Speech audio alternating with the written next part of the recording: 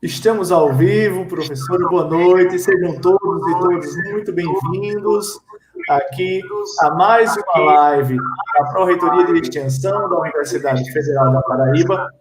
Hoje com a live Educomunicação, Diálogo mais Ação. Lembrando que essa programação de live, que ela faz parte do programa A Extensão que eu faço, é um programa da Coordenação de Programas de Ação Comunitária, a COPAC, na pessoa da nossa coordenadora Marconile Arnoldi. Eu sou Emerson Lopes, educomunicador. Hoje, nós teremos a participação da professora Sandra Raquel.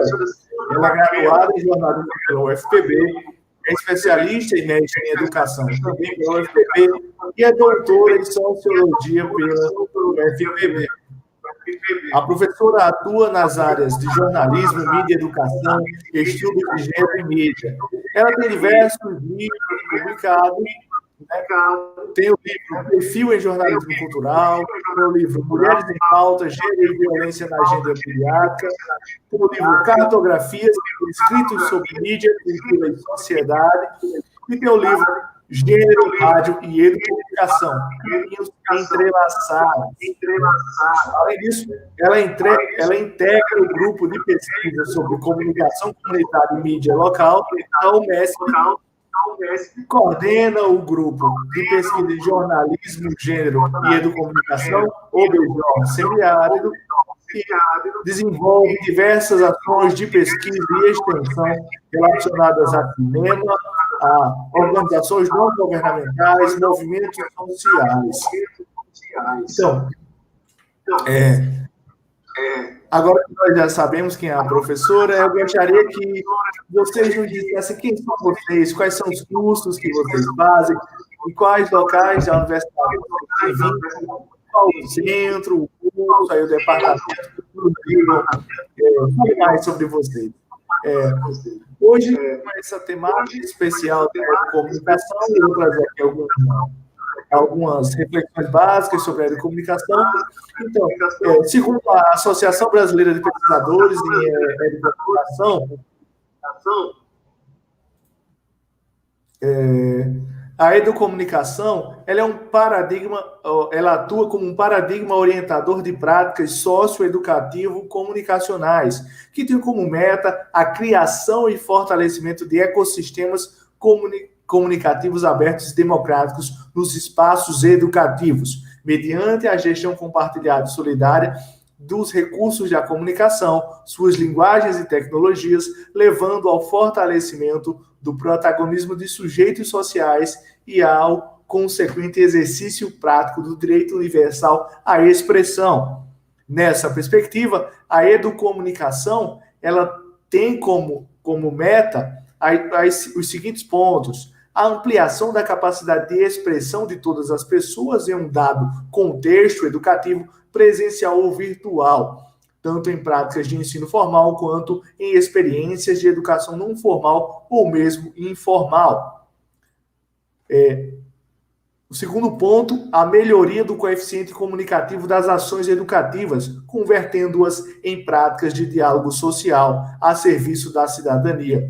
Terceiro ponto, ao desenvolvimento de práticas de literacia midiática mediante exercícios que facilitem o entendimento e a análise do comportamento operacional dos meios de comunicação, bem como orientem o convívio com as mensagens midiáticas e seu uso no cotidiano da vida em sociedade. Quarto ponto, ao emprego do exercício da informação nas práticas educativas numa perspectiva criativa e participativa. E o quinto e último ponto, ao protagonismo comunicativo dos sujeitos, independentemente de suas condições de idade, gênero, nível econômico e posição social. Tendo em vista uma análise e uma construção de uma área de conhecimento baseada no diálogo, como foi a educomunicação, ela foi ali estudada. A primeira vez que o termo foi encunhado foi pelo nosso querido comunicador social, o Mário Kaplun, argentino, que ele ele cunhou esse termo na década de 70. Então, tendo em vista essa análise dessa área, uma pesquisa na década de 90, do Núcleo de Comunicação e Educação da USP, o NCE, eles buscaram mapear dentro da América Latina como se relacionava essa área entre comunicação e educação. Então, eles conseguiram pontuar 7 áreas de conhecimento propriamente dita, 7 áreas de interação que elas mais se trabalhavam. Então, a primeira área é a área da educação para a comunicação, que visa ampliar a capacidade de expressão das pessoas e expandir sua consciência crítica sobre o papel da comunicação nas sociedades. A segunda área é a área da mediação tecnológica na educação, uma área que foca na inserção da tecnologia nas comunidades educativas para ampliar as possibilidades de criação de conhecimento. A terceira área é a área da gestão da comunicação. Ela ocupa-se de otimizar, planejar, implantar e avaliar sistemas dialógicos e participativos de comunicação em diversos ambientes de interação.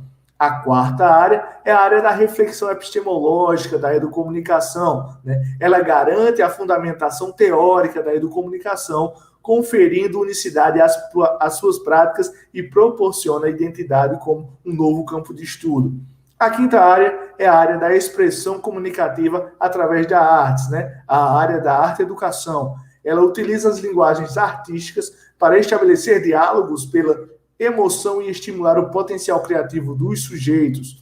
A sexta área é a área da pedagogia da comunicação. Esta é direcionada ao cotidiano dos estudantes da educação formal. O educador usa recursos da comunicação para motivar a aprendizagem escolar. E a sétima e última área é a área da produção midiática, onde produz-se textos midiáticos como vídeos, áudios, revistas, jornais, gibis, fanzines, que serão utilizados em processos de ensino e aprendizagem. Então, essas áreas aqui, referências que eu acabei de citar, elas estão no livro Educomunicação e suas áreas de intervenção, Novos Paradigmas para o Diálogo Intercultural, publicado pela ABEP Educom, organizado pelos professores Ismar de Oliveira Soares, Claudemir Edson Viana e Jurema Brasil Xavier. Então é isso. Depois desse breve momento, gostaria de novamente agradecer a participação de todos vocês e vamos agora receber a professora Sandra Raquel com as suas N experiências sobre educomunicação, tanto na área da pesquisa quanto na área da extensão. Professora, seja muito bem-vinda. Nos conte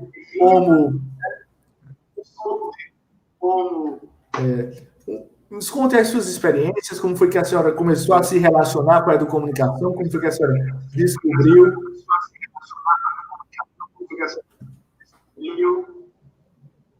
Eu quero dar boa noite a todas as pessoas que estão nos acompanhando, a Emerson, né, a toda a equipe da Pró-Reitoria de Extensão, e dizer que eu fiquei muito feliz com o convite para falar sobre esse tema, porque é um tema que eu venho discutindo desde 2000, né, e também realizando trabalhos de pesquisa e trabalhos do campo da educomunicação. E eu diria que eu não tive uma descoberta do campo da educomunicação, na verdade. Eu já vinha há muito tempo, né, desde 97, 98, trabalhando com comunicação comunitária e cidadã. Então, essa primeira experiência como jornalista, como profissional da comunicação, que se debruça, né, a partir de experiências no campo da interface mídia-educação, a partir da perspectiva da educação popular, foi muito importante para que eu pudesse ter uma formação, porque eu acho que essa é a grande formação que o educomunicador ele tem que ter, ele precisa ter, né? Ele vai no cerne da experiência da interface, porque a educomunicação ela se define, né, como um paradigma, como uma abordagem transversa, né, a partir da esfera midiática no campo da educação e também quando a educação atravessa, né, o campo midiático. Então, é uma experiência que, sobretudo, quando vai se trazer esse conjunto de experiências no Brasil, porque você vai ter vários pontos da América Latina, também da América do Norte, seja no Canadá, seja nos Estados Unidos, como também na Europa, na Itália, na Espanha, e que você vai ter experiências de mídia educação, mas quando a gente vai atravessar os anos 90 para o início do século XXI, você tem um debate, né, a partir do conceito de educomunicação. Então, o lugar que eu venho é de um lugar de uma profissional do jornalismo formada por essa universidade, né, e que veio trabalhando, veio construindo uma carreira a partir do debate sobre a educação popular, a experiência de comunicação comunitária, de comunicação cidadã, e através do viés de uma perspectiva histórica, de como foi importante o papel do Nordeste, das práticas, né, trazidas, né, até pelo Paulo Freire, né, pelo educador Paulo Freire, e daí a importância da educação popular para a compreensão da educomunicação, né, de como essa experiência, seja nos círculos de cultura, nos processos de alfabetização, né, e dessa relação, né, de problematizar, inclusive no livro, né, extensão e comunicação, na verdade, o paradigma da comunicação dentro do campo da cultura. Então, eu venho dessa experiência de formação, né, dentro dessa interface do jornalismo, da comunicação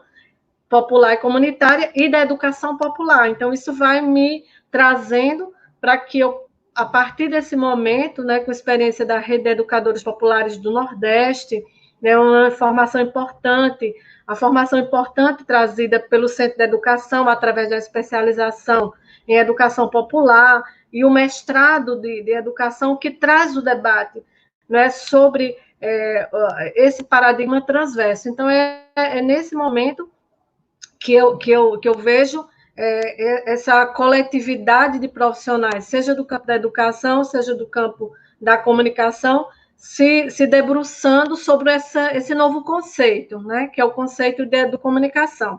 E, a partir daí, eu começo a fazer uma trajetória, né, de amplificar um pouco as vozes, porque nós tínhamos, naquele momento, em 2000, um livro muito importante da Angela Shawn, né, sobre a educomunicação também, né, e algumas abordagens que estavam vindo do Núcleo de Comunicação e Educação, da USP, através do trabalho do professor Ismar Soares. Então, nós tínhamos essas vozes, né, no Brasil, que iam dando conta um pouco de divulgar a ideia, o conceito da educomunicação. Então, a gente tem um passo muito importante, porque daí já se passaram 20 anos, e a gente tem uma maior institucionalização do campo da educomunicação. Eu tive uma grande oportunidade, né, foi poder trabalhar a perspectiva educomunicativa no processo de trabalho de uma pesquisa participante na região do Brejo Paraibano, né, em Pirpirituba, com mulheres trabalhadoras rurais. Então, acho que essa experiência, essa praxis, né, de sempre estar vinculada à ação, né, da pesquisa e à produção de um conhecimento com a participação do movimento social popular, no caso, nessa experiência com mulheres trabalhadoras rurais, foi muito relevante para pensar esse ambiente, esse ecossistema comunicativo, né? Mas é um ecossistema comunicativo do mundo que emerge do mundo rural, que emerge do lugar de fala das mulheres trabalhadoras rurais. Então, para mim, essa experiência foi muito importante, né?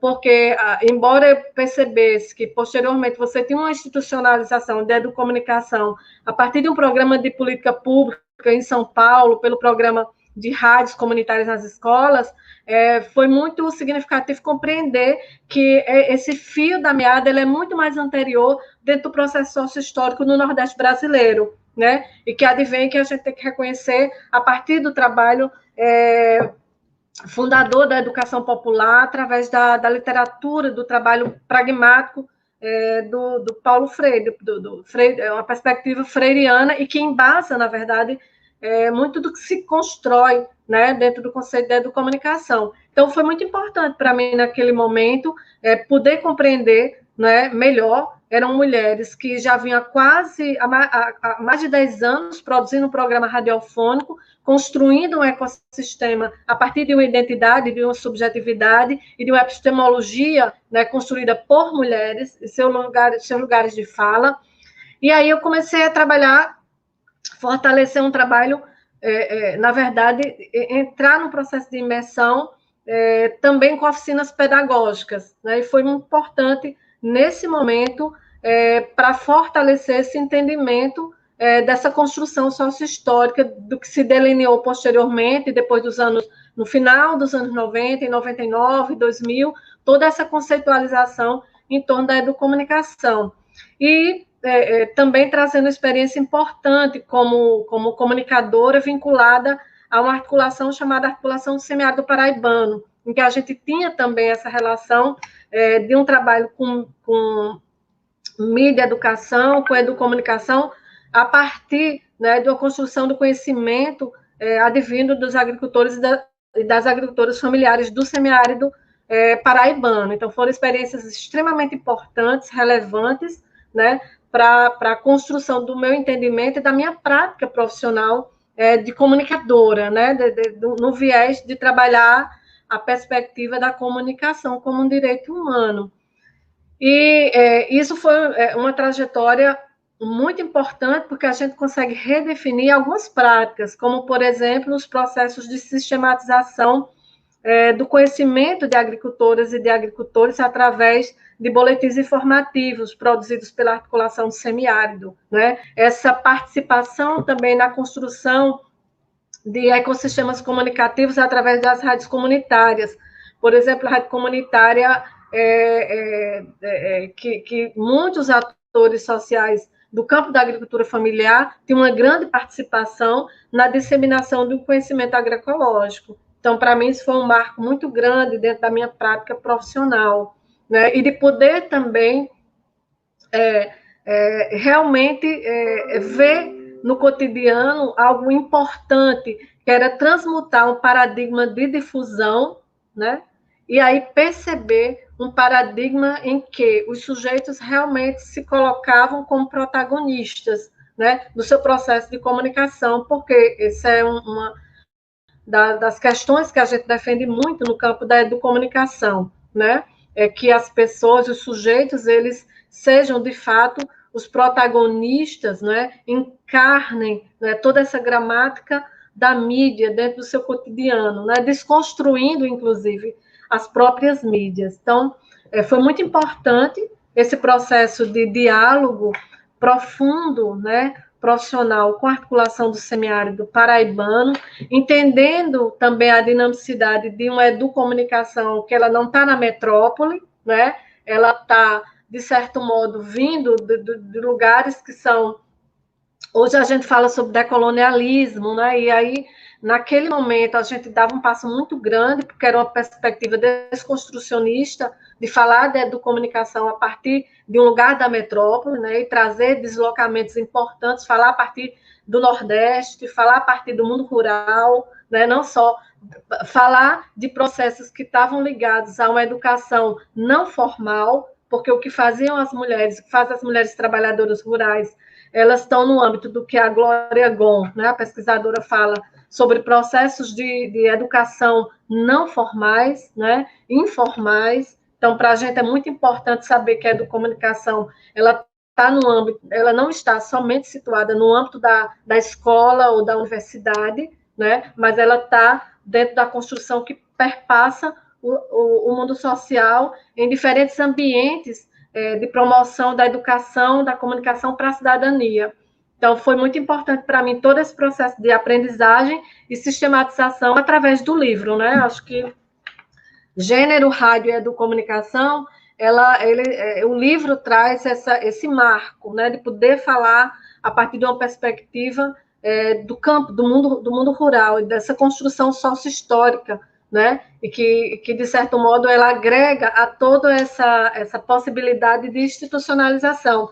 Isso tornou possível uma coisa significativa, que foi trabalhar no projeto pedagógico, né? Trabalhar em 2009 na construção de um curso de graduação na UFCG, que é o curso de Educomunicação. Eu fui fundadora e trabalhei muito, né, na construção da proposta pedagógica do curso, né, no programa, em todo o plano político pedagógico. Então, ela traz um pouco, naquele momento, em 2009, essa experiência, inclusive de agregar as discussões dentro do teor da ementa das disciplinas, né? Então, era uma contribuição muito importante, e foi muito importante, eu acho, que para o UFCG pensar a educomunicação naquele momento em que nós estávamos começando, planejando, né? Elaborando uma proposta pedagógica, afirmar a educomunicação como um lugar de inovação, né? Um lugar de inovação no campo da comunicação, né? Percebendo as transformações do currículo do próprio curso de comunicação social. Então, naquele momento, muita gente até não entendia, né, claramente o que é educomunicação, o que é isso, né? Porque era sempre muito acostumado a pensar a comunicação como sinônimo do jornalismo, né, da profissão, e a comunicação, enquanto área, ela é muito difusa, né? A gente tem relações públicas, a gente tem publicidade e propaganda, a gente tem rádio e TV, a gente tem cinema, e naquele momento, né, se tinha um ambiente por dentro do debate no Ministério da Educação, de pontuar e de articular, na verdade, um programa de formação situado entre a interface educação e comunicação, que era a perspectiva de um programa de um currículo, que era um currículo voltado à educomunicação, dentro dessas áreas que você já abordou, né? Desde, no início que você falou, a educomunicação ela é um campo vastíssimo, e que ela se desdobra em algumas áreas, né? Uma área voltada à epistemologia, uma área voltada à mediação tecnológica na educação, uma área de intervenção social, e que essa área mesmo de intervenção social é muito importante, inclusive mecanismos como a Unesco, né, Unicef, tem trabalhado bastante com a alfabetização midiática, que é uma área importante da educomunicação, né, de poder construir um entendimento da sociedade sobre a gramática das mídias. Então, para nós, essa experiência na UFCG de construir um currículo, porque nós tínhamos um curso em São Paulo, que era um curso de licenciatura, né, de licenciatura, e o que estava sendo colocado ali era a possibilidade de ter um bacharelado em educomunicação, né, pensando justamente a própria trajetória histórica do Nordeste, que sempre vinculou, né, esses campos a partir dos projetos sociais, né, seja no campo, seja na cidade, seja no ambiente formal de ensino, nas escolas, seja dentro dos ambientes informais ou não formais de ensino. E aí todo o currículo ele é pensado naquele momento, as ementas, para afirmar esse elemento da inovação dentro do currículo dos cursos de comunicação, né, dessa abrangência, né, dessa modificação, pensando que estávamos no início, né, ali, no início não, né? Nós estávamos quase na primeira década, final da primeira, chegando à primeira década do século XXI, e você tinha toda uma construção, né, dentro do social, de mudança, né, das práticas, da relação dos sujeitos sociais com as mídias, né, com a própria uma certa desconstrução de uma hierarquização em torno do midiático e da necessidade, inclusive, da sociedade estar preparada, né, para poder lidar com suas próprias mídias, poder lidar com o que a gente tem hoje, que é a desinformação, e aí você fortalecer e focar no currículo, né, que ele fosse um currículo flexível, né, que ele fosse um currículo de diálogo, né, ele fosse um currículo interdisciplinar de fato, né. Eu acho que o campo da educomunicação, ele tem essa característica de ser um campo por excelência, né, de acirrar um pouco mais a perspectiva da transdisciplinaridade, né, desse cruzamento de diversos saberes e também de epistemologias, né, no campo, para pensar esse espaço dessa hipermediatização dentro do social. Depois do curso de formar, né, da gente conseguir abrir o curso de comunicação na UFCG, e acho que 2 anos e meio depois eu vim para João Pessoa, e naquela época continuei trabalhando com mulheres trabalhadoras rurais, com agricultores familiares, né, dentro de um olhar da educomunicação no mundo rural. E depois eu vim para João Pessoa por questões de ordem familiar, me trouxeram para cá, para a universidade, e eu continuei o trabalho com a educomunicação dentro de um grupo de pesquisa, né, que a gente mantém até hoje, que é o Objós Semiárido, em que a gente trabalha com a interface da educomunicação, mas a gente olha para a educomunicação a partir do semiárido brasileiro, do semiárido paraibano, e nós temos alguns eixos que para nós são muito significativos, que é poder pensar a partir da realidade das mulheres, né? Pensar também a partir das lutas, né? E do paradigma da convivência com o semiárido. Então, eu diria que hoje nosso trabalho de intervenção e de pesquisa, ele está muito direcionado a esse território, né? Que é o semiárido brasileiro, e essa construção de seus atores sociais, que é tão dinâmico e que é tão rico, né, tão diverso, né? Você vai ter uma série de experiências no campo da educomunicação que emergem, né, dessa construção diária das lutas sociais, seja no campo ou na cidade, mas acho que nós temos a perspectiva da convivência com o semiárido, ela traz uma riqueza muito grande ao debate da educomunicação. E aí, no curso de jornalismo, nós temos hoje um projeto, já hoje é o que eu digo, mas desde 2016 que a gente tem um projeto, que é o projeto Papo de Jornalista, né? Que a gente promove, né, essa dimensão de pensar a perspectiva da interface, né, mídia educação a partir da educomunicação, fazendo a reflexão da metalinguagem, né? É um projeto de metalinguagem, é um projeto transdisciplinar em que esse currículo do jornalismo segmentado, ele vai se construir a partir de um diálogo muito rico, né, que a gente tem construído com os profissionais do jornalismo aqui no estado da Paraíba e, às vezes, com alguns outros profissionais de outros estados. Então, a gente constrói um conteúdo, né, entendendo que, ao mesmo tempo que a gente tem uma sociedade hipermediatizada, você tem uma necessidade de alfabetizar para as mídias.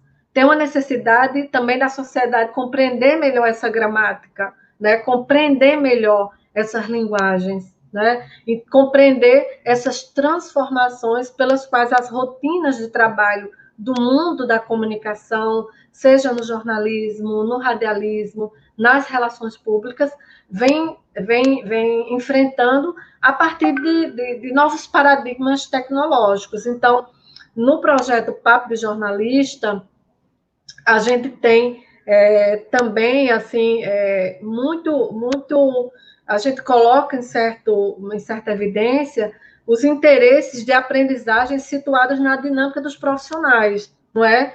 E gerando, a partir dessa integração entre estudantes e profissionais e mercado, também um ecossistema comunicativo que ele pode ser acessado por muitos outros sujeitos. Então, a gente vai também problematizando essa mediação tecnológica nas rotinas jornalísticas, né?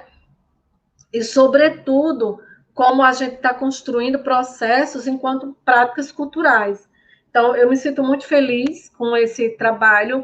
A gente tenta, a cada semestre, né, dar uma dinamizada no tipo de linguagem que a gente vai utilizar.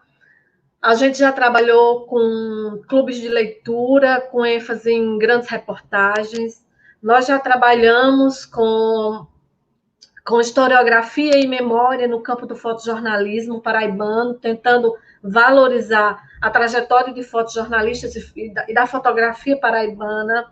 Nós já trabalhamos com, inclusive, acho que um colega seu que você deve conhecer, que é o Cacá Nascimento, que participou conosco em uma das etapas, a gente produzindo, né, fazendo a produção audiovisual para mídia de bolso, em que a gente foi discutir a cidade, jornalismo de proximidade, né, a gente entrou nos territórios da Penha, da Praia da Penha, com as comunidades de pescadores, né, a comunidade tradicional de pescador, a gente foi para a reflexão sobre o direito à cidade a partir da comunidade do Porto do Capim, entendendo aquele momento em que se tentava deslocar, retirar a população, aquela população ribeirinha daquele lugar da cidade.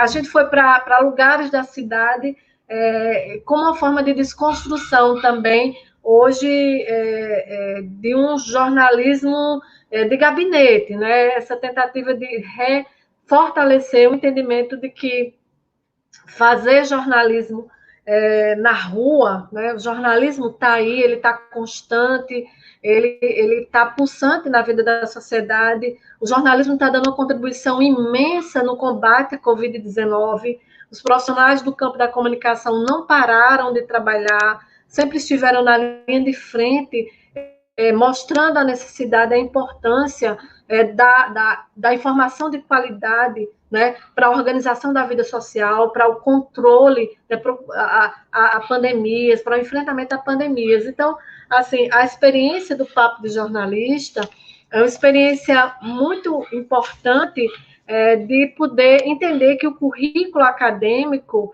ele não é apenas teórico.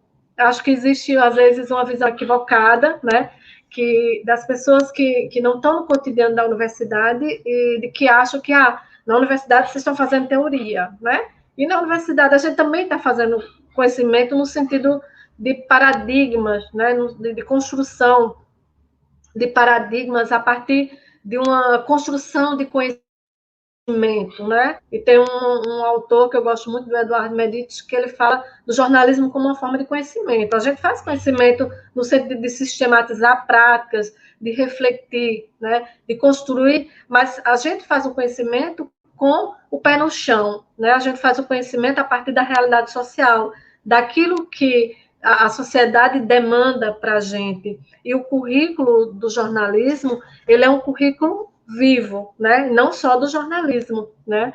Todo o currículo, quando ele é construído dentro de uma relação com a sociedade, ele é um currículo fluido, né? É um currículo que ele está se ressignificando, ele está se redefinindo a partir dessa relação da universidade, né, enquanto lugar de prática social, e em vários segmentos da sociedade. Então, para nós, isso é, por excelência, uma perspectiva educomunicativa, né, em que a gente vai, e, inclusive, posicionando criticamente. A gente está construindo conhecimento a partir de quê, de quem, com que sujeitos e para quê, né, qual a finalidade.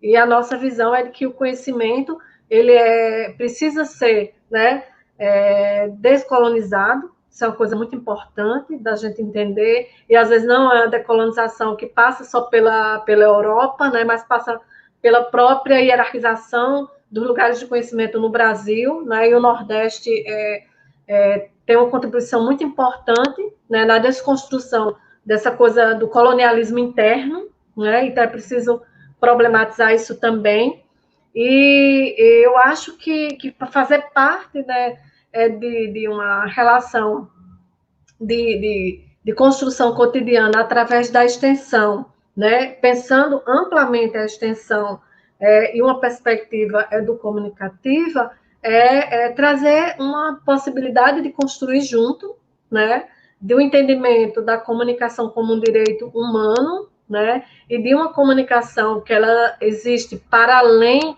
né, dos meios tradicionais, né, e ao mesmo tempo junto com os meios tradicionais.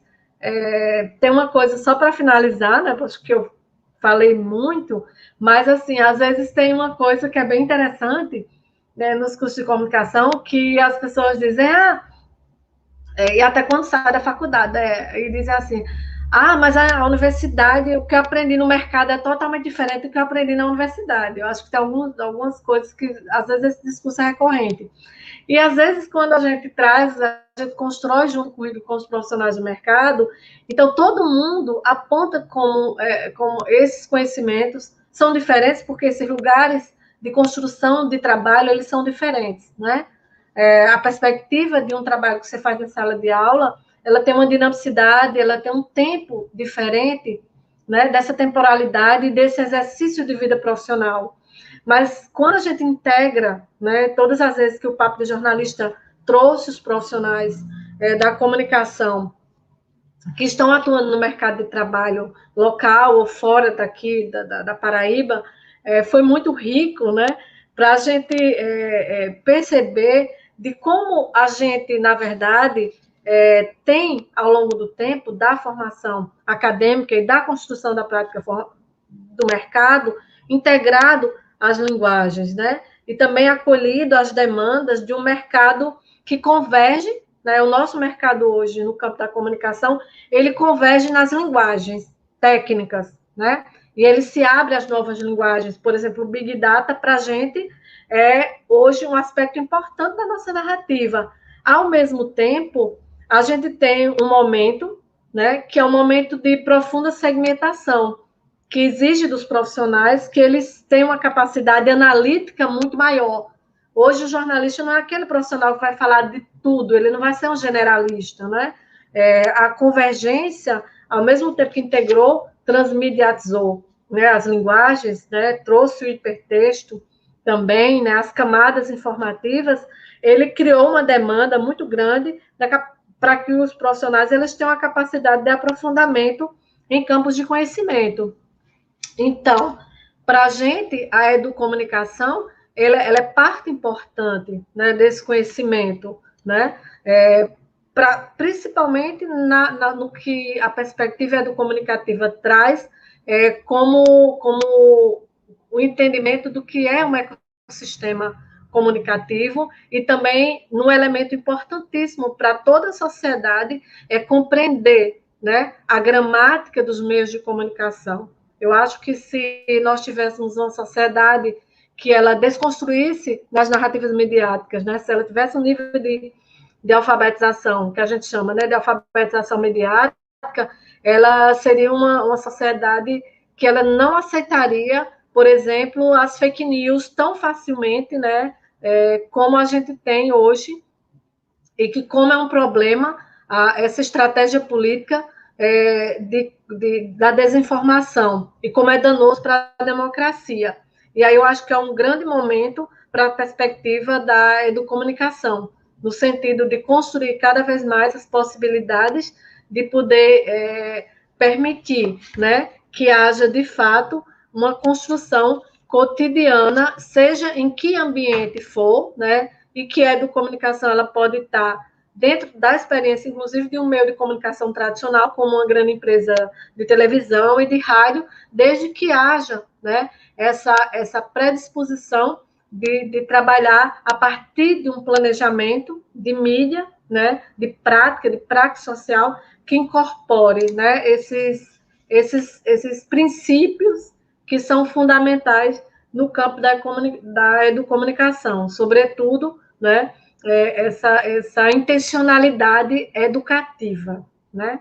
Eu acho que é uma das coisas que marca muito para a gente no campo da educomunicação é construir a partir de uma intencionalidade educativa. Então, o que a gente faz no Papo de Jornalista, que a gente hoje tem uma interface com um canal de YouTube, né, com um Instagram, a gente produz uma série de podcasts, então essa capacidade, esse esforço, né? Porque às vezes a gente nem tem as condições estruturais necessárias, a gente luta para garantir, mas a gente consegue, dentro de uma participação muito grande dos nossos estudantes, dos profissionais do jornalismo, né? E que para nós, assim, nós sempre agradecemos porque os profissionais da nossa região são muito participativos conosco dentro da construção do nosso currículo, carregar, né, o que a gente faz de intencionalidade educativa e poder democratizar e poder garantir o acesso, de modo que pessoas que não estão na universidade, que não estão naquele momento da sala de aula, vão ter o acesso ao que é produzido, o que é construído, e vão estar muito muitas vezes presentes dentro da dinâmica de construção, né? Não vai ser uma realidade de alguém que está recebendo algo, mas alguém que está mediando, alguém que é um mediador. Então, todos os sujeitos que estão na prática de produzir, de construir o papo de jornalista, inclusive com as comunidades com as quais a gente interage ou vem interagindo, são mediadores, né? São protagonistas dessa construção. Então, não é algo meu, não é algo dos meus alunos, ou de algum ou outro profissional. É bem rico, é bem significativo poder ver a riqueza que é poder fazer junto, né? Poder construir junto e poder compartilhar, né? Essa ideia também de compartilhamento e de democratização que está presente dentro da prática educomunicativa. Acho que eu falei demais, vou escutar um pouco o que vocês vão trazer. Não, maravilhosa sua fala, professor. Falou demais, não. Eu acho. Acho na verdade, uma incógnita essa relação entre a educomunicação com o campo, né? Ela surge a partir de experiências do campo, experiências de Freire, experiências de Kaplum ali, né? Principalmente Freire já com a perspectiva crítica em relação aos extensionistas, agricultores, né? Ali dentro do extensão ou comunicação, né? Que ele é uma crítica bem acirrada sobre esses dois termos, e sobre Kaplum com o Cassette Forum, justamente com os agricultores. Então, de fato, uma coisa que me chama bastante atenção também é que eu não consigo ver a educomunicação como um campo fechado, uma ciência fechada, né? Ela é uma área em constante construção, né? Ela vai se construindo. Ela é como se fosse eu a comparo a um algoritmo, né, de machine learning, em que ele vai se construindo, ele vai construindo as pessoas e as pessoas vão se construindo e mudando. Sim, de fato, é uma das coisas que eu acho mais arretado. Além disso, a educomunicação eu a vejo como ela foi muito, não vou dizer clara e evidente, mas ela pautou muitas discussões que hoje elas estão com outros nomes, mas ela já pautava outras reflexões, como alteridade, como lugar de fala, né? Hoje todo mundo fala, lugar de fala, lugar de fala. A educomunicação pautava essas reflexões já, essa leitura crítica sobre a realidade regional, né? Sobre a mídia. Então, é uma das coisas que eu acho mais arretado na área da educomunicação. E também esse papel de alfabetização midiática a partir da educomunicação. Estava lendo hoje um livro de Wilson Gomes, um dos grandes expoentes hoje da democracia digital, e ele dizia que o papel da importância da alfabetização midiática para a construção de informações qualificadas, né? Para você ter uma esfera pública bem informada, para você poder, de fato, construir formas de democracia digital, né? Democracia mais igualitária, que pautem, de fato, que sejam, de fato, participativas. Eu acho que essa é a palavra, o conceito de democracia direta e participativa, né? Apesar de todos os riscos que hoje nós temos, né, sendo trazidos pelas fake news, né? Nessa era aí da pós-verdade, eu acho que, de fato, a reflexão crítica e a alfabetização midiática é a única coisa que pode nos fazer, assim, conseguir chegar mais além enquanto sociedade. Então, professora, eu vi que a senhora tem diversas ações de extensão. Eu queria ouvir um pouco sobre essas suas ações, e a senhora desenvolve ações com ONGs, né, organizações não governamentais, com movimentos sociais. Também queria ouvir um pouco com quilombos, que eu vi uma ação da senhora relacionada a quilombos. Então, eu queria ouvir um pouco dessa relação, de como construir essas relações com o campo, com os quilombos, com as ONGs, com os movimentos sociais.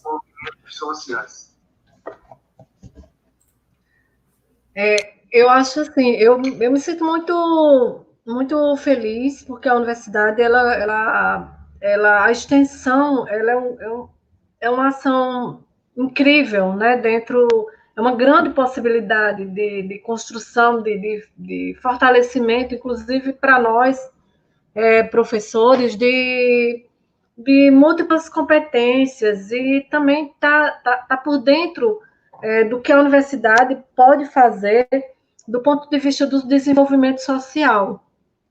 Eu acho que um dos lados muito significativo da extensão é a contribuição para o desenvolvimento humano, para o desenvolvimento social.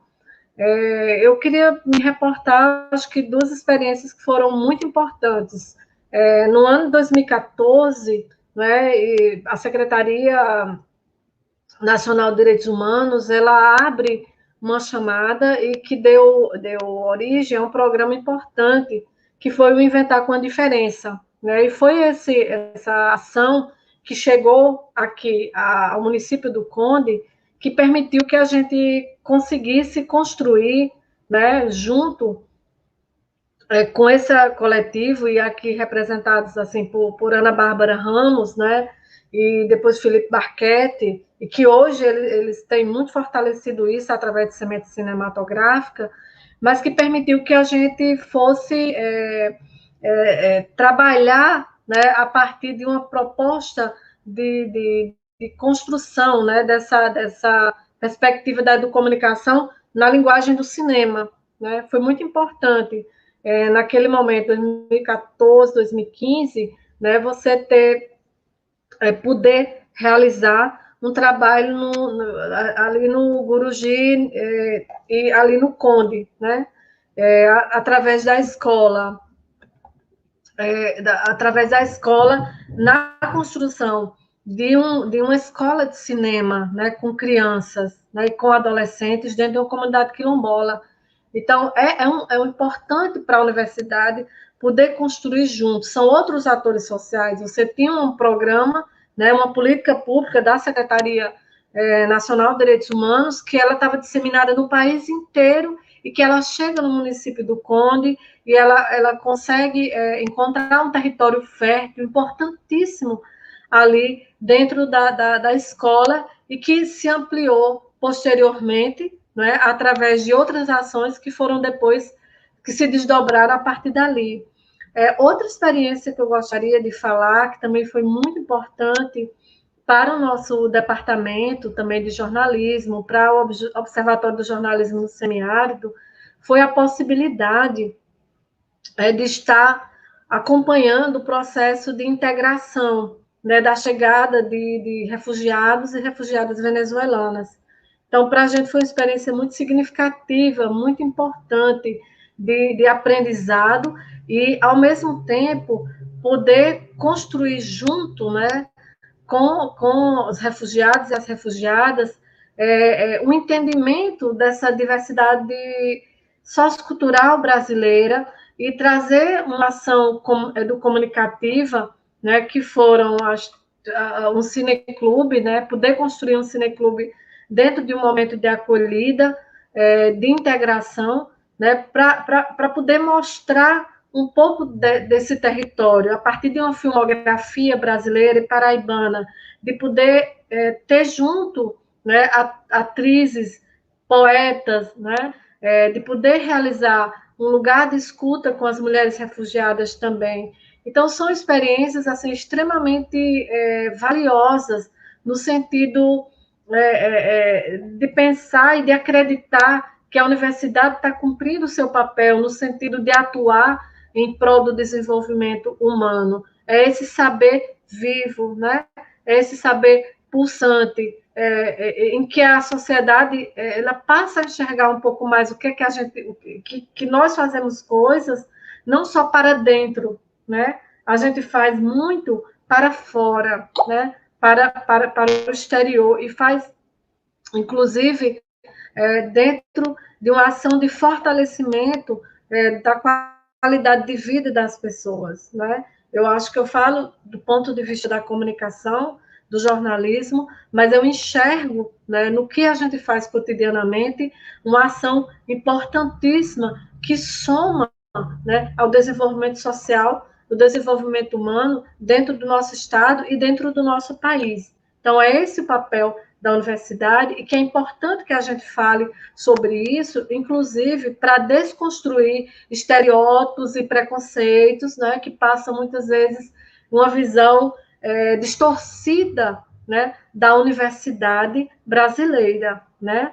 Então, é importante mostrar como no dia a dia a gente trabalha a partir do diálogo com diferentes grupos, como você mencionou, movimentos sociais e populares, organizações não governamentais, com instituições, né, vinculadas aos estados e aos municípios, e, sobretudo, em lugares de muita carência, né? Sobretudo em lugares de muita necessidade. Então, prestando um serviço, né, uma ação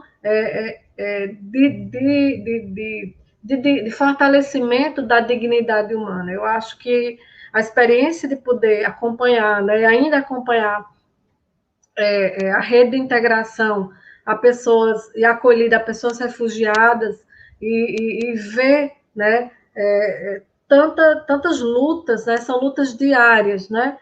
Hoje, por exemplo, na conjuntura da pandemia, você tem uma luta muito importante de observar as questões indígenas também como significativas de uma ação muito forte, necessária, né? Considerando as especificidades do território indígena do nosso estado e de outros estados, inclusive de outros países, como é a realidade hoje da gente ter indígenas que vieram da Venezuela e estão dentro dos nossos territórios, lá da Paraíba, de Pernambuco e de outros estados brasileiros. Então, são experiências desafiadoras, né? Não existe uma receita, qual é a receita de fazer isso? A gente vai construindo uma proposta, mas a realidade vai nos indicando, né, para onde a gente vai, e eu digo que é sempre um momento de grande aprendizado, e que esse aprendizado ele é uma via que eu diria que é rizomática, né? São muitos pontos de conexão com o currículo, né, de formação dos alunos que estão na graduação ou na pós-graduação, né, na emergência de diálogo da universidade com outros atores sociais, com o Ministério Público, enfim, com infinidade de atores que a gente acaba construindo junto uma proposta de ação social contínua, né, que emerge desse compromisso da universidade com o país, né, o compromisso com a cidadania, com os brasileiros, com as brasileiras, inclusive superando muitas vezes os nossos limites, né, as nossas dificuldades estruturais, e conseguindo manter muitos projetos, né, diante da vontade, né, e do compromisso com a dignidade humana.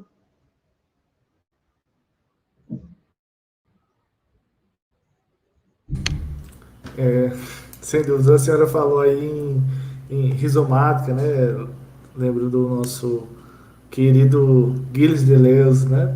Na perspectiva do rizoma. Sem dúvida, eu penso que também é uma dos temas que eu utilizo no meu trabalho de conclusão. Eu estou estudando também educomunicação e o rizoma de Deleuze, que sem dúvida é uma das perspectivas de relação que mais tem a dar certo e a crescer, né? Você estudar a capacidade de articulação em rede, né, a partir da perspectiva rizomática. Professor, eu gostaria de ouvir da senhora como de que forma a educomunicação ela pode contribuir para o processo formativo dos estudantes, sejam os próprios estudantes da educomunicação, né, que já tem relação direta, também eu fico curioso para saber como ela pode contribuir na formação dos nossos estudantes de licenciatura, seja dos cursos da área de humanas, da área de exatas.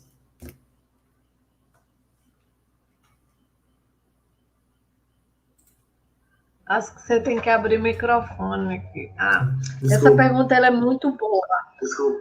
Não, tudo bem. Eu acho que essa pergunta é muito importante, né? Porque Educomunicação, para muita gente, ainda é um conceito que ele é estranho, né? Elas são, às vezes, um pouco estranhas, embora você ache, educom, comunicação, mistura educação e comunicação.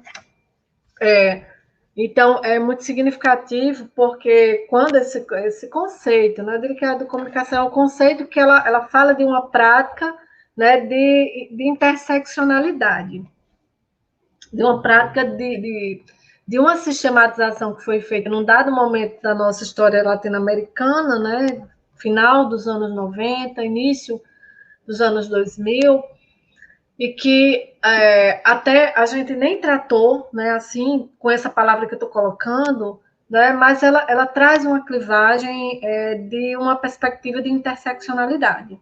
É isso que eu estou falando, eu gosto de falar assim, pontuar isso na minha construção de pesquisadora na área, né?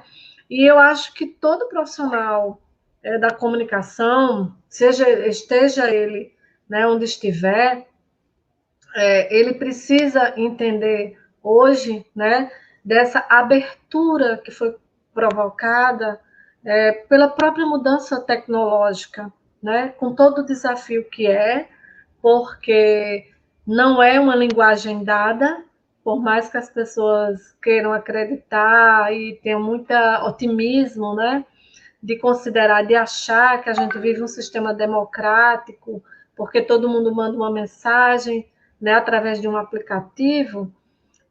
Nós não vivemos um regime, né, de uma estrutura no social que a comunicação ela seja um processo democrático, né? A comunicação ela teve uma mudança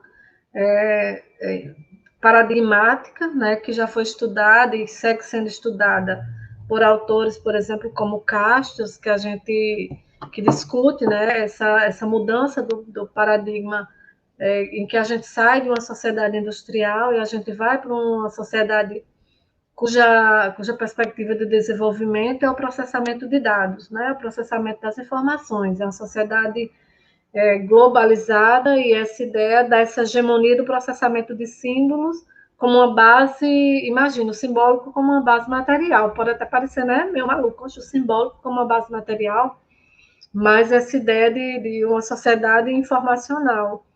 Só que essa sociedade informacional ela é muito desigual, né? Ela é muito opaca. Né? Essa mediação tecnológica ela é ainda muito opaca. E em algumas sociedades, como a nossa, como sociedades que economicamente elas são desiguais, são muito desiguais, então esse é um grande desafio.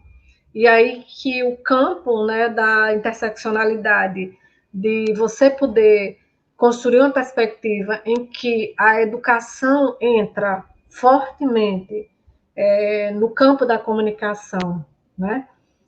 Você tem um divisor muito grande de águas como possibilidade, né, de você desconstruir também, né, uma hegemonia de uma forma de perceber o mundo da comunicação, né, de você atuar no sentido de desconstruir uma ação e poder trazer um modus operandi das práticas de comunicação para a base da sociedade. Não é? Então, essa é uma grande contradição, eu acho que, inclusive, da sociedade, né, dita como a sociedade em rede, mas ela é muito importante, porque cria também as possibilidades de uma fissura, ou de fissuras, né, de um sistema que ainda é muito hierárquico, seja pela concentração das empresas de comunicação, seja pela concentração dessa mediação tecnológica, que é uma concentração muito grande e no qual a gente vive uma realidade de profunda exclusão digital. Não por acaso é um drama imenso hoje, seja na universidade, nas universidades, né, públicas ou privadas, seja nas escolas de ensino fundamental e médio da rede pública ou privada, porque a pandemia ela trouxe esse retrato da exclusão digital tal como ele é no país, né? Tal como ele é. Porque muitas pessoas acham que o fato de existir internet está tudo resolvido, né? Está tudo resolvido. E a gente sabe que numa sociedade em que as pessoas não conseguem garantir o alimento para comer, a questão do acesso à tecnologia, ela está muito distante, né? Ela está muito distante. Então, eu acho que, do ponto de vista não só da formação de profissionais, seja da educomunicação ou de profissionais de outros campos de conhecimento, eu acho que existe essa dimensão da crítica, da percepção desse momento da vida em sociedade e desse ponto em que a gente está no contexto dessa pandemia, que ela é importante.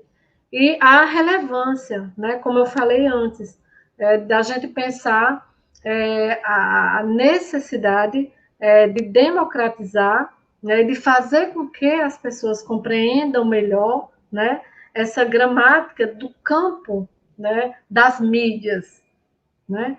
É importante, você falou no Wilson Gomes, né, o pesquisador, eu acho relevante demais o debate, né, que ele traz, pensando em internet, mídia e democracia, né, e da necessidade que a gente tem, né, de também construir uma ação ativa dos sujeitos para lidar com a tecnologia, porque é muito desafiador você ter um universo tão rico e você construir uma ação tão autômata das pessoas e que tudo se resume a curtir ou a compartilhar ou a reforçar todo um capital, né, econômico que é gerado ali a partir da manipulação de seus dados. Então, a segurança dos dados, né? Também a próprio estímulo para que as pessoas criem, inovem, assumam, né? Que o próprio Estado também brasileiro, as universidades, eles ampliem, né? A capacidade de inovação tecnológica.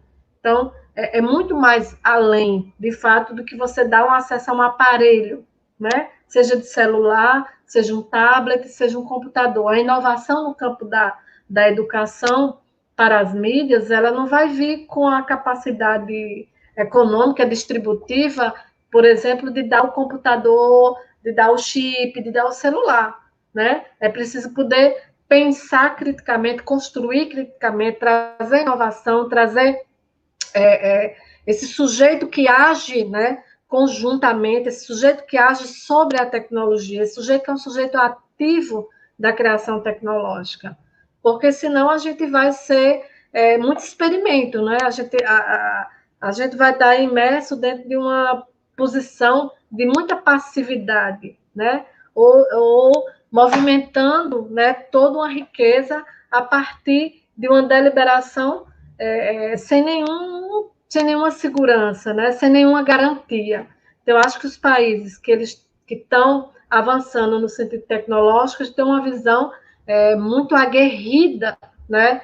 De um posicionamento inovador e que é para além de simplesmente você ter o aparelho, né? Mas de você entender a lógica, né? De conhecimento, né? A lógica de construção de informação que está e de para que você quer, né? O que você vai construir dali de inovação, né? De democracia, de desenvolvimento social, tecnológico, humano, como uma ação estratégica do desenvolvimento do país. Eu acho que a gente precisa avançar um pouco mais nisso. Eu acho que a educomunicação, como tem um viés, né, de trabalhar a perspectiva da mediação tecnológica, precisa encarar esse debate, né? Não é só você trabalhar, achar que é o acesso ao aparelho em si, né? Mas é a construção da estratégia em torno da tecnologia, em torno da inovação. Acho que a gente precisa ser um pouco mais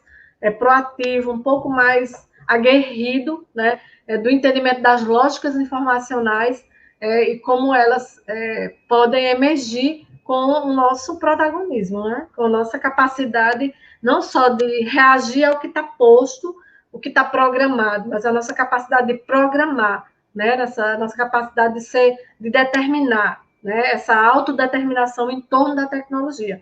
Acho que a gente tem que avançar nisso daí mesmo, da gente poder ser autodeterminar e não simplesmente agir como tem um teórico que eu gosto muito e que eu li muito tempo atrás, mas eu sempre as leituras que mudam um pouco a forma da gente pensar e nos ajuda a entender melhor as coisas, vão seguindo, né? Vão acompanhando. O Lucien Fez, ele fala muito isso, olha, é a gente sair desse lugar de autômato, né? Que vai estar lá passando, né? Vai passando, olhando, vai passar 3 horas olhando, vai apertando, né? Os pitoquinhos ali, as carinhas, os emojis, e de repente a gente gasta 15 horas, 16 horas, vai pegando o joguinho e vai mantendo, vai. Então, assim, às vezes um desperdício de energia, né? E que a gente precisa mudar. Sair por fora da curva, né?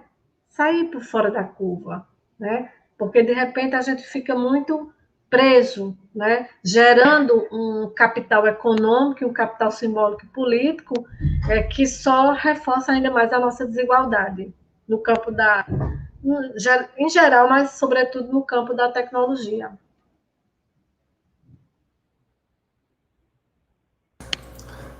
Sem dúvidas, eu fico imaginando, eu fico lembrando dessa parte final da sua fala, sabe, professor?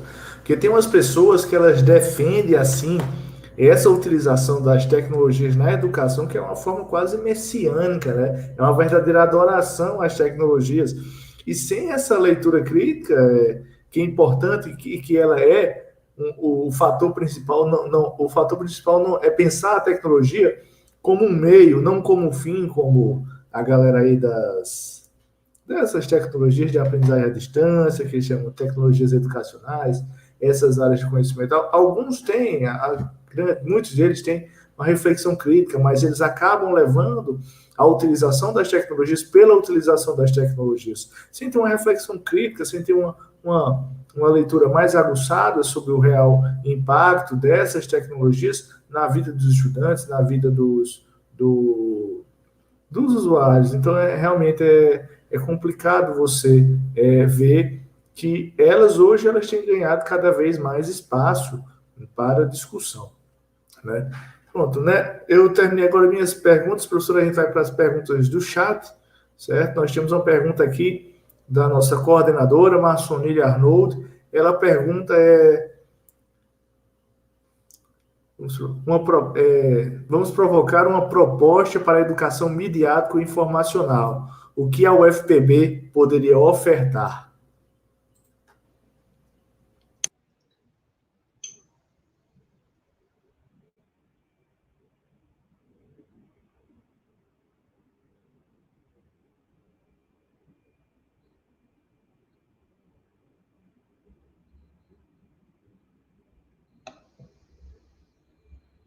Oi, eu posso responder agora, Emerson, já? Sim, pode, Ou tem professora. outra Pode sim, pode sim. Não, pode sim, pode sim. Olha, eu acho que eu fico muito feliz, assim, pela nossa universidade, pela capacidade de atuação conjunta, né, dos nossos profissionais, acho que não só do departamento de jornalismo, mas o departamento de comunicação, o departamento de mídias digitais, o departamento de educação.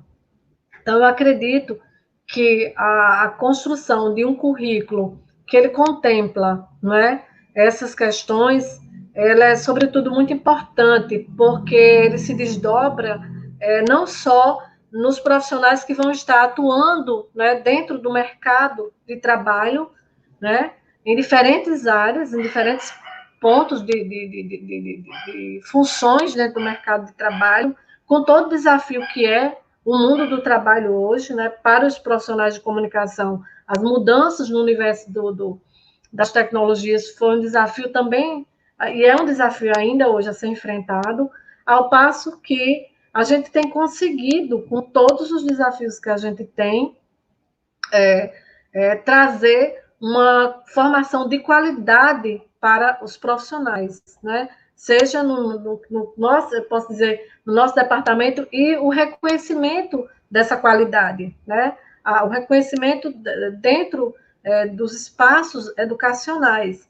Então, hoje nós temos essa clareza, né, do que a gente está conseguindo fazer, ele está tendo um desdobramento, né, dentro da vida dos profissionais.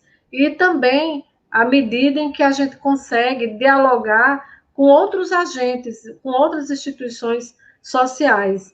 Então, eu acho que necessitaria, talvez, né, a gente estreitar cada vez mais essas relações dentro de um programa mais ampliado, por exemplo, na Paraíba, através de parcerias com as secretarias de educação do Estado, dos municípios, né, para fortalecer, na verdade, um trabalho de diálogo, de capacitação para entendimento da gramática das mídias, né, da intencionalidade educativa dentro dos processos, né? Dentro das salas de aula, dentro, né, dos projetos pedagógicos, mas por todos os outros atores e sujeitos e coletivos.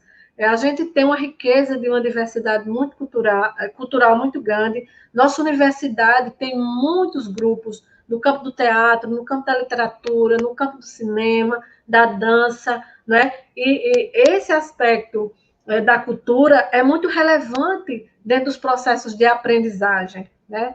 Então, nós temos uma riqueza cultural muito grande dentro dos coletivos e que estão por dentro da sociedade, que estão nos bairros, né? Que estão trabalhando com criança, com adolescentes, com idosos. Eu acho que a gente tem que fortalecer por muitos lugares, né? Não só pelo lugar do ensino, né? Mas assim, de como esse ensino ele se articula dentro de diferentes campos, né? De atuação, de como as culturas, né? Elas são importantes, de como as artes, enquanto linguagens, elas são parte do processo educativo de um povo. Se um gestor, ele não, ou uma gestora, ela não entende que a arte ela é fundamental na construção da formação de um povo, você vai ter um povo muito empobrecido, né, muito sofrido, né, porque é muito significativo entender que as artes elas integram, né, a perspectiva do desenvolvimento social e humano também, e as práticas, né, a perspectiva pensar esse currículo, né, de fortalecimento desse processo de aprendizagem do mundo tecnológico, considerando, né, diversas particularidades, né? Eu acho que ter programas, iniciativas, que tanto do ponto de vista das secretarias de educação, né, do Estado e do município, mas também dentro do campo da cultura, né, são ações que são urgentes, eu acho. Eu diria que são urgentes, né? Eu acho que muitas delas existem, mas que elas precisam ser fortalecidas, e especialmente no momento que a gente está vivendo, em que a cultura ela é tão atacada e os artistas também estão enfrentando tantas dificuldades, né? E ao mesmo tempo, se não fosse a arte, os artistas, né, nós não teríamos, inclusive, uma condição de atravessar esse momento, né, tão desafiador de isolamento, de distanciamento social. Então, eu acho que não é uma ação que seja fechada em si mesma, né? Ou que seja uma cartilha para ensinar as pessoas a lerem a mídia, a entenderem a mídia. É muito mais que isso, é um processo de inovação no campo da comunicação, da educação e da cultura. Atravessa, né, essas áreas. É uma construção de interseccionalidade dentro da educação, da comunicação e da cultura, né? Da cultura do entendimento da nossa identidade, dos nossos valores culturais, das nossas formas de expressão, e da cultura no sentido das artes, né? Também da educação e da comunicação para as artes, de como as artes elas constroem competências, né?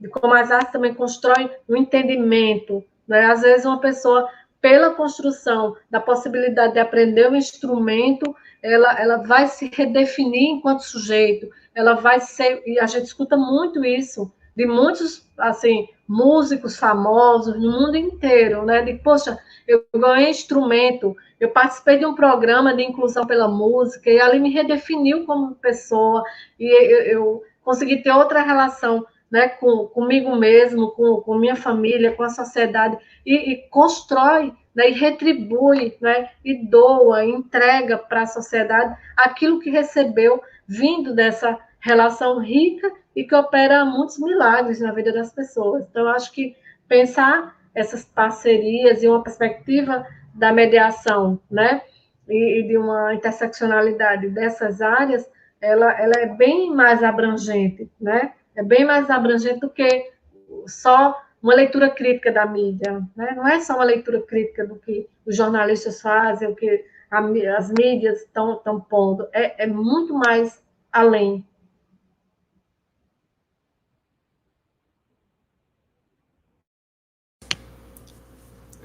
Nós temos outra pergunta aqui, professor, também da nossa coordenadora Marcionília Arnoldo. Ela pergunta qual é a sua perspectiva da qualidade do ensino e da aprendizagem neste momento de pandemia nas IFES, que estão atuando por meios virtuais.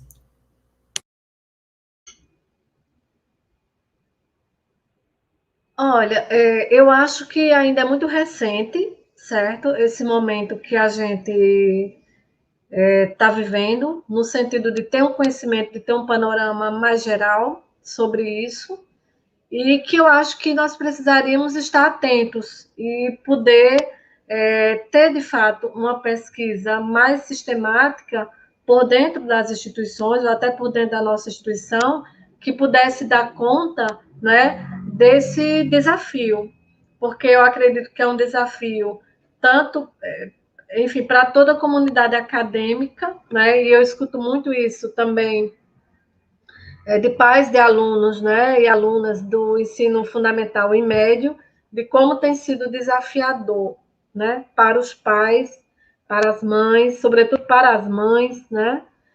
Que têm, na verdade, atuado como mediadoras, né? No processo de formação nesse momento de pandemia e de como é terrível, né?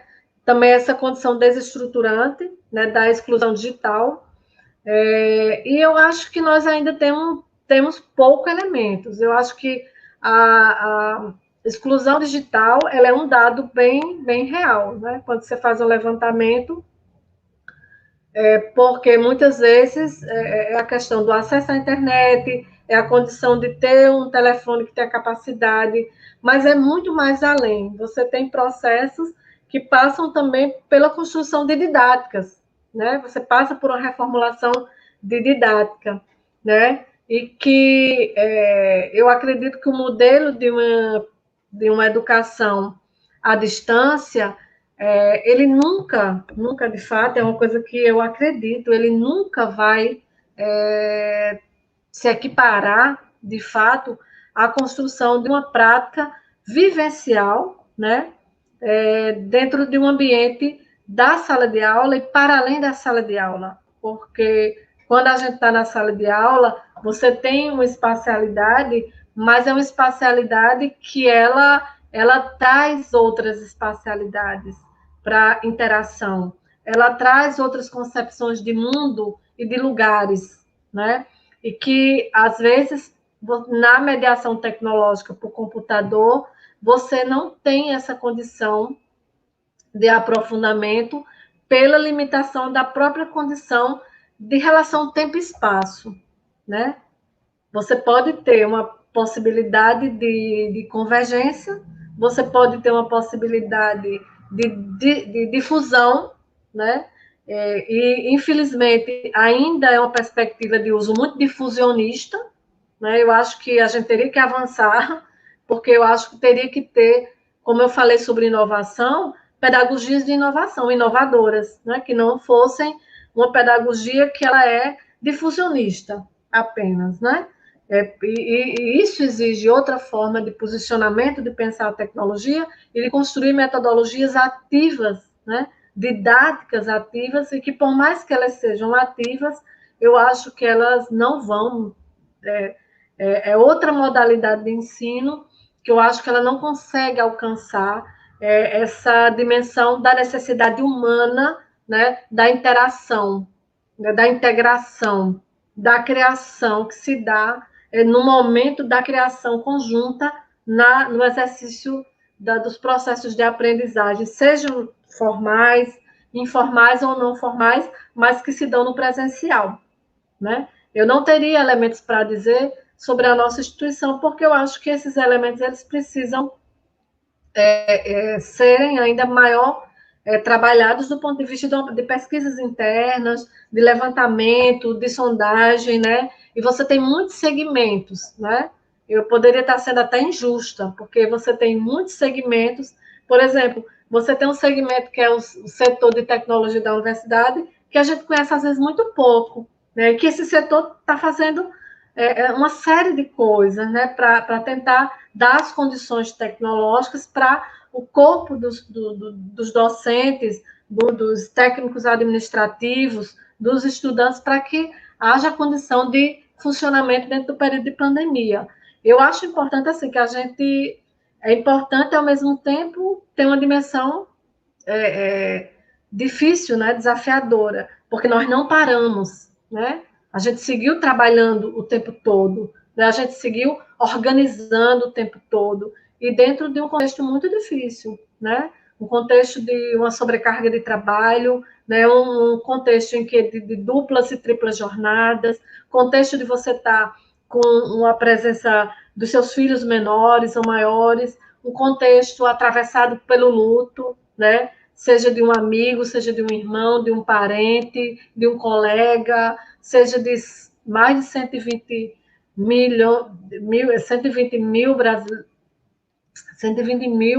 brasileiros, né, que morreram, que estão morrendo ainda na questão da pandemia. Então, são muitas questões que atravessam esse momento, que são questões desafiadoras. Eu acho que a gente vai ter um panorama melhor e que é muito importante ter esses dados no momento, construir esses dados, construir essas reflexões, porque certamente esse momento vai nos ajudar muito, né, quizás a gente avançar nessa relação não só da mediação tecnológica e das didáticas, mas, sobretudo, da gente se entender institucionalmente, né? Dentro dessa experiência que a gente está tendo, de manter, né, essa instituição dentro do seu papel, dentro da sua atividade na sociedade, fazendo o trabalho que a gente tem feito. Eu me orgulho muito dessa instituição e de todos que eu olho, os meus colegas, professores, né? E também vejo o esforço dos estudantes, dos alunos e das alunas de buscar, né, de se desdobrar também para poder estar presente, desse desejo também de que essa situação seja superada, para que também possa dar prosseguimento de uma forma mais ampliada, né, a seu projeto de vida, ao seu projeto de formação profissional, né, e, enfim, e esse momento tem sido um momento muito, muito rico, por um lado, e, sobretudo, muito desafiador. Eu só espero que a nossa instituição, de fato, não venha a perder a oportunidade de produzir, de construir um conhecimento a partir desse desafio, né? De como a gente foi construindo estratégias de lidar com esse desafio, né? Também, que é promover uma educação de qualidade, enfrentando tantas dificuldades e mantendo, né, o interesse no que é público, né, na educação pública de qualidade, né, de poder estar, de ter um compromisso ético com a educação desse país.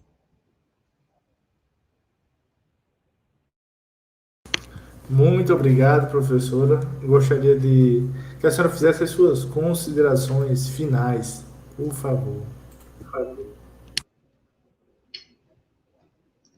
Emerson e todas as pessoas que estão nos acompanhando, também a Marcionília, né, a professora Marcionília, dizer que é um prazer poder participar desse espaço e de ver, né, essa dinâmica, né, de apresentar os projetos de extensão, de tornar, né, mais democráticos os conhecimentos sobre aquilo que a gente faz e de ser esse conhecimento compartilhado. Quero dizer que tenho muito orgulho, acho que é um trabalho imenso, né? E eu parabenizo a todas as pessoas que estão dentro da Pró-Reitoria de Extensão, tenho muitos colegas, assim, o Júlio, né? Nós temos a Luceni Caetano, a Lidiane.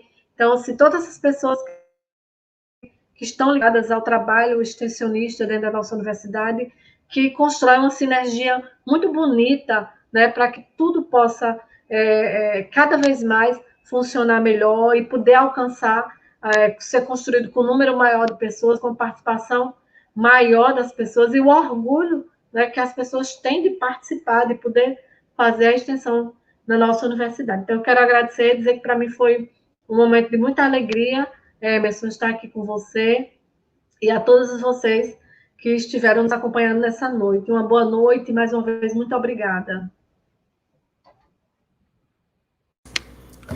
Muito obrigado, professora. Muito obrigado mesmo, realmente. Eu fico muito feliz em poder encerrar essa primeira temporada aqui do programa Extensão que eu faço, falando sobre algo que em muito se importa para mim, que é a educomunicação, e tendo uma experiência belíssima através dessas suas próprias experiências e a sua vida enquanto educadora, né, enquanto comunicadora. Muito obrigado por ter aceitado o nosso convite.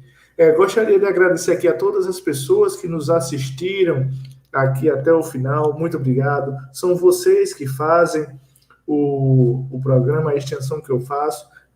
Como eu disse, estamos encerrando hoje a nossa primeira temporada. Vamos passar um tempo aí para a gente poder fazer a nossa nova programação, e aí fico muito feliz, gostaria de agradecer aqui publicamente a Pró-Reitoria de Extensão, em especial a Coordenação de Programas de Ação Comunitária, a COPAC, pelo convite. Eu sei que eu não sou nenhum global, mas eu tentei conduzir da melhor forma possível, daqui eu sei que é a melhor para mim. Muito obrigado a todos vocês, tenham uma ótima noite. Eu gostaria só de deixar uma reflexãozinha aqui, como eu já tenho feito nos últimos programas, para que vocês durmam aí pensativos, né, em relação a isso. Eu gostaria de que vocês me respondessem, caso algum dia a gente se encontre aí pelos corredores da universidade, ou pelos corredores digitais dessa rede, eu gostaria que vocês me dissessem aí algum dia que democracia é essa na sociedade do algoritmo, se nós temos que molhar a mão invisível do mercado para cada vez mais que as pessoas possam nos ouvir. É isso. Muito obrigado a todos vocês. Tenham uma ótima noite e até mais. Até mais.